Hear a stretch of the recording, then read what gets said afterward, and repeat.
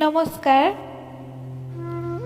কবিতাৰ শিৰোনাম পোনাকত মই বৃদ্ধাশ্ৰমৰ পৰা কৈছোঁ। কথা আৰু আবৃত্তি পৰি হাজৰিকা। পোনাকত আজিটোলৈ বৰকৈ মনত পৰিছে গৰ্ভত থিতাপি লোৱাৰে পৰা আজি তই মানুহ হোৱালৈকে মই বাৰু কমখন কষ্ট কৰিছিলোঁনে? তোক সৰুৰ পৰা ডাঙৰ কৰিবলৈ, পঢ়াই শুনাই মানুহ কৰিবলৈ মই বাৰু কিমান ত্যাগ কৰিছিলোঁ।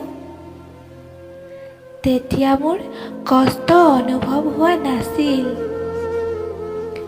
নিজৰ ভাল লগা কামবোৰ এৰি দিছিলোঁ। সপোনবোৰ আধাতে মোহাৰি পেলাইছিলোঁ একমাত্ৰ তোৰ বাবে। আৰু আজি তই মোক কি দিলি? আলহী কৰি থৈ গলি মোক বৃদ্ধাশ্ৰমৰ। দেউতাৰ আৰু মই তোক লৈ সজা সপোনৰ ঘৰটোত মোক নাৰাখিলি। তাত জানো মোৰ বাবে এডোখৰ ঠাইৰ অভাৱ আছিল? নাই, তাত ঠাইৰ অভাৱ নাছিল। অভাৱ আছিল তোৰ মনত এগৰাকী মাকৰ প্ৰতি থাকিব লগা মৰম, শ্ৰদ্ধা আৰু দায়িত্বৰ। মোক আঁতৰাই ৰাখি তই চাগৈ খুবেই সুখী। হওক দে, তই সুখী হ।